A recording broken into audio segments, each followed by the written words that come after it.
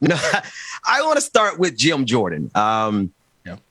And it's come to light that Jim Jordan, who Republicans wanted to be on the January 6th committee. Everybody remembers January 6th, the insurrectionist terrorist event. Jim Jordan is a Republican congressman from Ohio.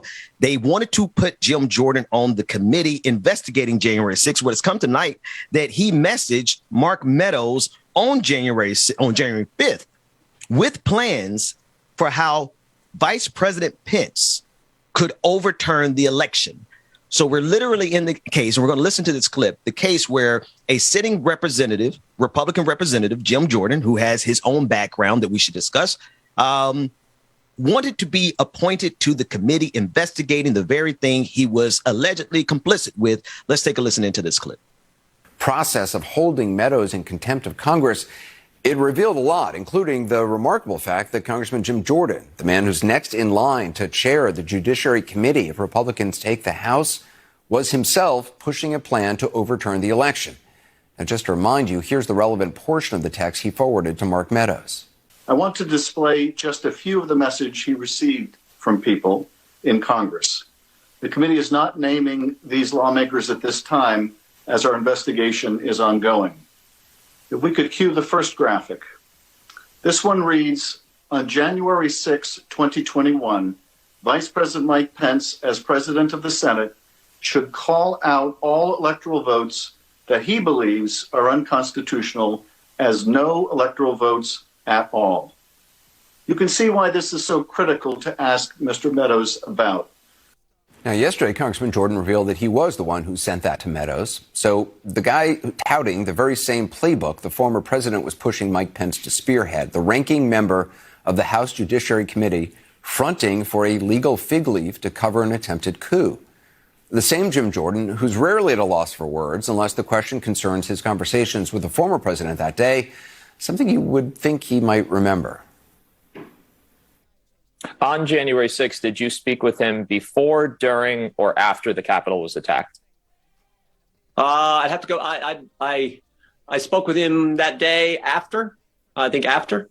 I don't know if I spoke with him in the morning or not. I just don't know. I'd have to go back and. I mean, I don't know that when those conversations happened. But what I know is I spoke with him all the time. Amazingly, however, he wanted to be on the committee. House Speaker Pelosi said no, and ever since, including in this week's contempt vote against Mark Meadows, House Republicans have been crying foul. I'm sorry for laughing at a serious story like this, but did Jim Jordan not strike you as one of your kids who's like, no, they caught, and they're like, well, get out of my head. Get out of my head. I was thinking of my son. I was thinking of my son. When did you take care of something? And I was also laughing at the fact that he was standing, hands on the hips with the football in the back, the flag in there, got the pictures on there, he's got the whole background staged exactly perfectly. And then you get hit with the question that you wasn't ready for. Did he have any Ohio State?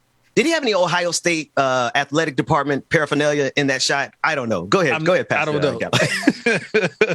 Google it if you don't have any idea what we're talking about, audience. Go ahead, Pastor. No. That's on me, not Pastor. Go ahead.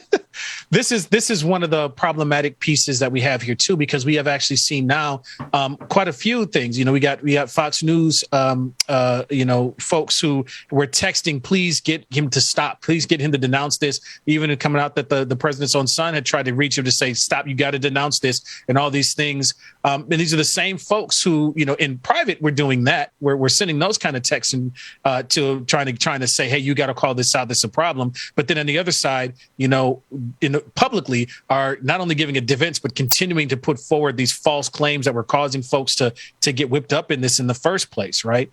There just is no evidence. There is no even, in Trump appointed judges were looking at throwing out cases left and right because these lawsuits didn't make any sense. There was no evidence to back any of this up.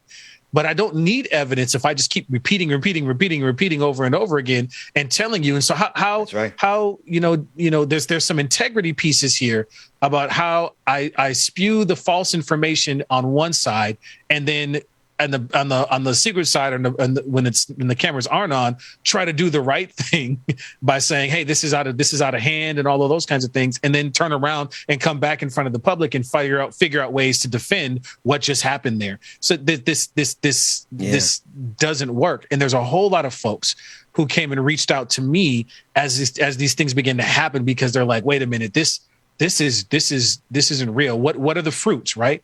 And my faith tradition, it says, look at the fruit of what happens. Tell a tree by the fruit it bears. Yeah. And so folks are starting to say, hey, I want to have a Republican, a fiscally conservative, socially conservative viewpoint, but this ain't it for me.